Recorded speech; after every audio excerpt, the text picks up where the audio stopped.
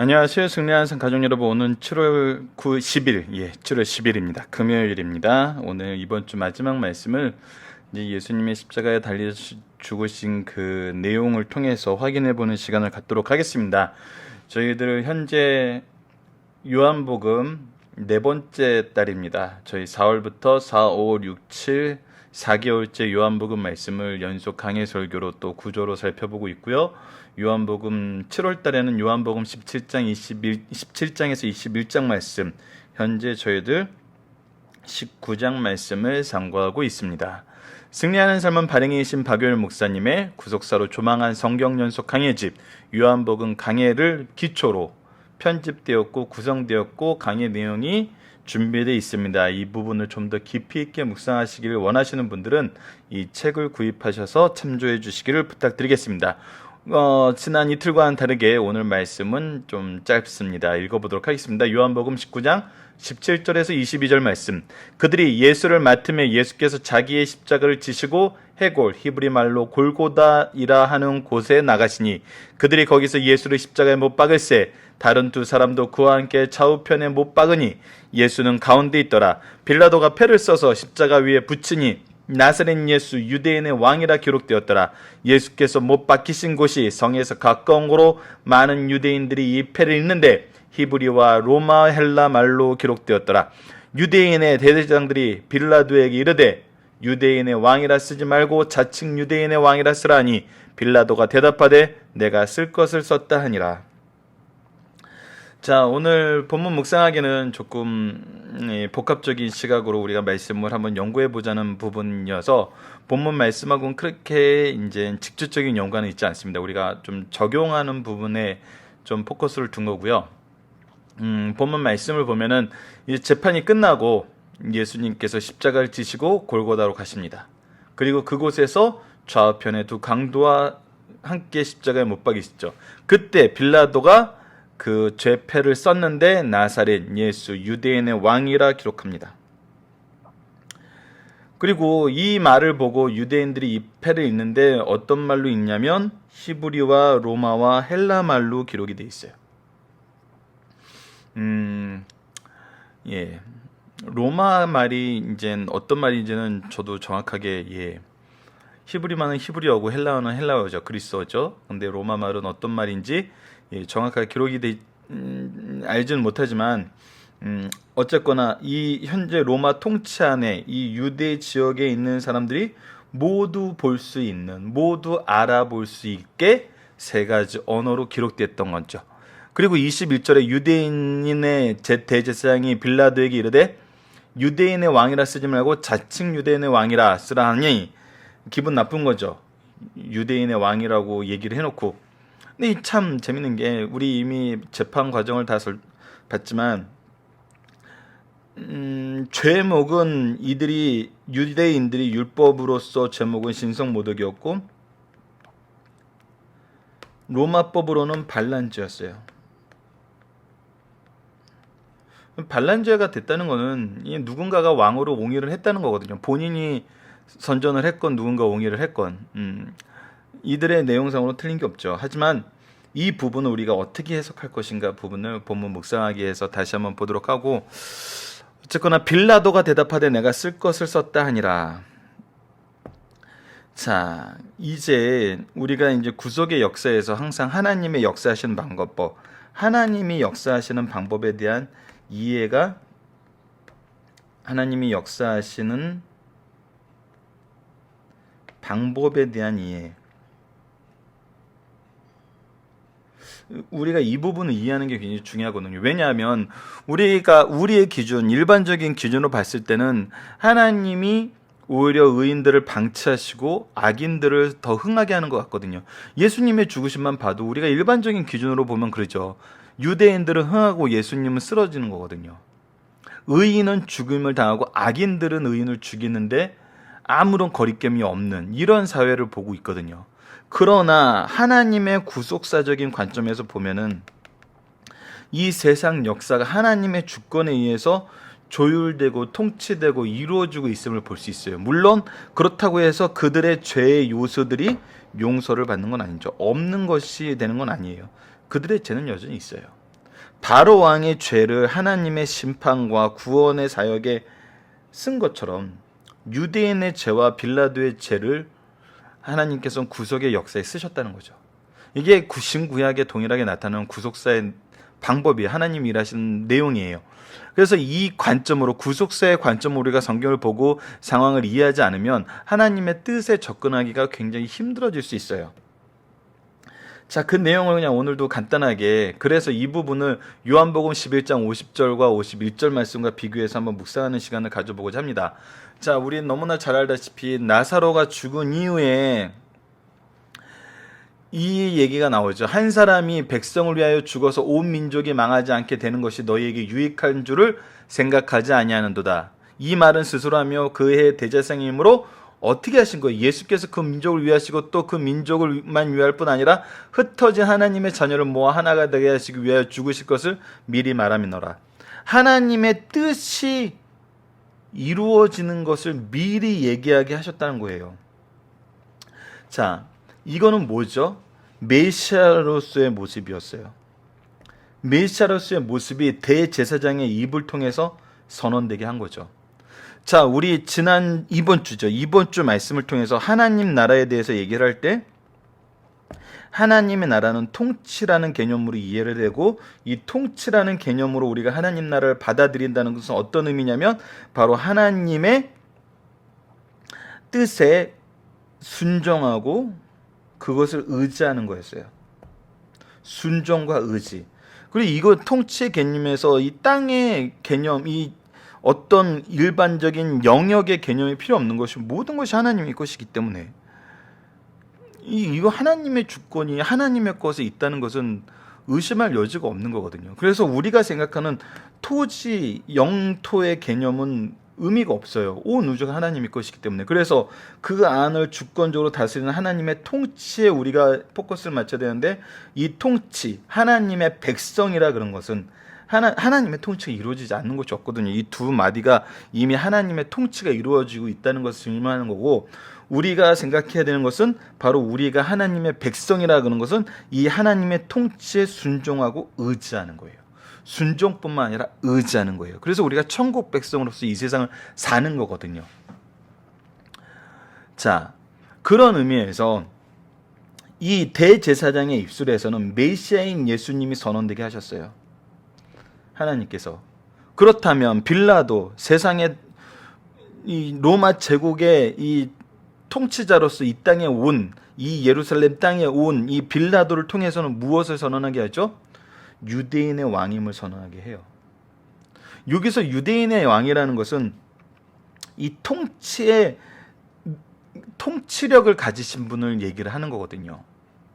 그래서 이 땅의 통치가 누구에 의해서 이루어진다? 바로 예수님을 통해서 이루어진다는 것을 선언한 거죠. 하나님께서 선언하게 하신 거예요. 그래서 그 율법적인 기준에서 선언과 정치적인 기준에서 선언이 이 두 말씀에서 지금 이루어지고 있는 거거든요. 예수님의 유대인의 왕이라는 것은 과거형이 아니잖아요. 예수님께서 부활하심으로 정말 이 하나님의 통치를 이루시는, 유대인뿐만 아니라 온 나라의 이 유대인으로 상징되는 하나님의 믿는 백성들, 하나님의 진리를 수용하는 자들. 우리 지난주 말씀, 제가 지금 정확하게 장절이 생각이 안 나서 여러분께 소개를 못 지키고 있네요. 준비가 좀 부족한 부분 양해 부탁드립니다. 그래서 이 말씀을 듣는 자들이 17장 22절이죠. 17장 22절에서 17장 22절은 영광에 대한 부분이고, 17장 그 22절 이전에 우리 위크 스터디에 나와 있습니다. 위크 스터디에 나와 있던 것처럼 진리를 따르는 자들이 주의 백성이 된다는 그 말씀이 있는 것처럼, 그 진리의 통치를 수용하고 의지하는 사람들, 순종하고 의지하는 사람들이 이 하나님의 백성이 됨을, 예수님을 왕으로 모심을 이제 정치적인 지도자가 선언하게 하는 거거든요. 이거 하나님이 선언하게 하신 거예요. 이들이 스스로 한 것 같지만 하나님이 선언하게 하신 거예요. 그래서 이 재판 과정에서 우리가 동시에 볼 수 있던 게 뭐죠? 율법으로서도 무죄하시고 로마법으로도 무죄하세요. 그리고 이 지도자들에게 메시아임을 선언하게 하시고 왕이심을 선언하게 하세요. 우리 하나님의 말씀의 능력은 어디서 드러나냐면 미래적인 사건을 정확하게 예고해 주시는 데서 나타나요. 이 세상 학문은 결과론적인 학문이에요. 비즈니스도 그러고 경영학도 그러고 경제학도 그러고 후에 분석해서 앞으로 미래를 예측할 때 이러한 성향이 있으면 좋겠다라는 거지. 이거는 그래서 오피니언, 의견이에요. 하지만 하나님의 말씀은 예언이에요. 예언이라는 것은 정확하게 이루어진다는 거예요. 예수 그리스도께서 메시아 되심과 우리의 왕이 되심이 언제 이루어지죠? 부활을 통해서 우리 모든 사람들에게 적용되잖아요. 성령께서 이 일에 함께 하심으로 우리가 소유하게 되잖아요. 이 안에서 거하게 되거든요. 그래서 하나님의 선포하신 내용과 방법을 우리가 이해를 해야 돼요. 이 내용을 선언해야 될 사람들의 입을 통해서 선언하게 하셨어요. 그들이 믿던 믿지 않던. 하지만 이 믿음의 진리를 전하고 이것을 소유하게 하는 사람들은 누구예요? 바로 제자들이에요. 바로 우리들인 거거든요. 이것이 달라요. 선포하신 내용과 방법에서 하나님이 유용하게 쓰는 사람들에는 두 가지 종류가 있는데, 첫 번째는 그 자리에서 그 위치에서 그 얘기를 해야 되는 사람들을 사용을 해요. 대제사장 빌라도처럼. 또 하나님의 제자들을 통해서 이 모든 것이 실질적으로 일어나는 역사하심과 같이 하나님께서는 사용하세요. 이것이 하나님이 세상 정치와 세상 권세자들과 우리를 사용하는 방법이에요. 이것을 구속사적인 관점에서 이해하면은 하나님이 무엇을 하시는지 우리가 볼 수 있어요. 그런데 우리가 일반적으로는 세상 권세자들이 이런 일을 한다고 생각 안 하거든요. 그래서 세상 권세자들이 힘을 가지고 우리의 죄를 정벌할 때도 우리는 그것이 받아들여지지 않거든요. 왜냐하면 우리는 저들보다 의로운데 왜 저들의 심판을 받아야 돼? 그것은 하나님의 주권적인 역사를 우리가 보지 못하는 것일 수 있어요. 그렇기 때문에 항상 구속사적인 관점에서 말씀을 봐야 돼요. 그래서 대제사장과 총독인 빌라도를 통해서 정말 메시아심을 선포하고 왕이심을 선포했다는 이 내용을 우리가 이 본문 말씀에 한번 적용해서 앞으로 계속 말씀을 살펴봤으면 합니다. 자, 1번입니다. 주님께서 십자가를 지심은 하나님의 공의로운 사역이요 예수님의 자발적인 복종에 의한 것이란 거예요. 예수님께서 율법으로나 로마법으로나 무죄하심은 두 번의 재판을 통해 입증되었어요. 무죄하신 예수님의 죽음은 외형적으로는 빌라도, 대제사장, 서기관들, 가룟 유다와 어리석은 백성들의 악행으로 저질러진 범죄 행위였지만 구속사적으로는 어떤 거였어요? 하나님의 섭리하여 허용된 하나님의 공의로우신 사역이었다는 거예요. 그래서 이들로 하여금 선언하게 하셨잖아요. 선언하게. 이게 완전 다르거든요. 예수님께서는 자발적으로 하나님의 섭리에 복종하셨고, 하나님은 이 일을 선언한 합당한 위치에 있는 사람들을 통해서 선언하게 하셨어요. 그리고 그거를 통해서 우리로 하여금 더욱더 믿게 하시는 거죠. 2번입니다. 죄인을 구속하시기 위해 예수 그리스도께서 십자가에서 죽으신 행위는 하나님의 사랑과 공의를 충족시키는 역사였다는 거예요. 그러므로 하나님은 십자가의 공로를 믿고 의지하는 자들을 사랑으로 다스리신다는 거예요. 그들을 백성으로 삼으신다. 우리가 그의 통치 안에 있는 하나님의 백성이라는 거예요. 하나님 나라의 백성이라는 거예요. 그 나라의 시민권자라는 거예요. 그러나 회개치 않는 자와 믿지 않는 자는 저주를 받게 될 것이며, 사도들도 이를 확인했어요. 굉장히 무서운 말씀이에요. 우리가 근신하고 겸손하고 더욱더 하나님 앞에, 말씀 앞에 우리를 내려놔야 되는 이유예요. 구약의 출애굽 때에도 구름 기둥이 이스라엘 백성에게는 그들을 안내해주는 광명이었지만 반대로 예굽 사람에게는 혼란과 흑암을 주는 것이었다는 걸 우리가 기억해야 돼요. 하나님의 능력과 하나님의 역사가 누구에게는 빛이 되고 가이드가 되는데 누구에게는 혼란과 심판이 될 수 있다는 거예요. 마지막 3번입니다. 주께서 십자가상에서 구속을 성취하심으로 구약의 제사제도는 완성되었어요. 이전에는 대제사장이 하나님의 임재의 상징인 지성소에서 1년에 한 번만 들어갈 수 있었으나 이제는 누구든지 주의 이름을 부르면 하나님께 나아갈 수 있게 되었어요. 주님께서 십자가상에서 구속을 성취하심으로 우리는 오늘 이런 예배 장소에서 모두 함께 하나님을 찬양하며 경배하게 되었어요. 우리의 예배가 이제 예수 그리스도의 이름으로 어디서나 할 수 있게 되었어요. 이거는 무엇이 이루어지게 된 거죠? 사마리아 여인에게 여기서도 저기서도 아니라 하나님을 부르는 자들에게 예수 그리스도의 이름으로 예배드릴 때가 오게 됨을 이미 예고하셨잖아요. 구약시대 성전 구조와 제도를 참고하면 이것이 얼마나 큰 은혜이며 이 구약의 이 예배의 모습을 통해서 하나님께 나아가는 것이 우리로서는 불가능을 알게 된다면 이것이 얼마나 큰 은혜이고 우리가 얼마나 큰 특권에 이르게 되었는지를 알 수 있다는 거예요. 특히 이 부분 말씀은 박유열 목사님 강의 집에 다른 복음서의 내용과 이렇게 연결해서 설명을 해놓은 부분이 있어요. 근데 우리가 지면상 그 부분을 충분히 설명을 못했습니다. 이 부분은 여러분께서 더 깊이 있는 연구를 원하신다면 강의 집 내용을 참조해 주시기를 부탁드리겠습니다. 자, 이제 이번 주 말씀을 마쳤습니다. 저희들 한 주가 지나가는데 이번 주 특히 죄송스러운 것은 저희가 개인적인 사정으로 이 업로드가 원활하지 않아서 지금 토요일 날 많은 분들이 보시게 된 부분에 대해서 사과의 말씀드리고요.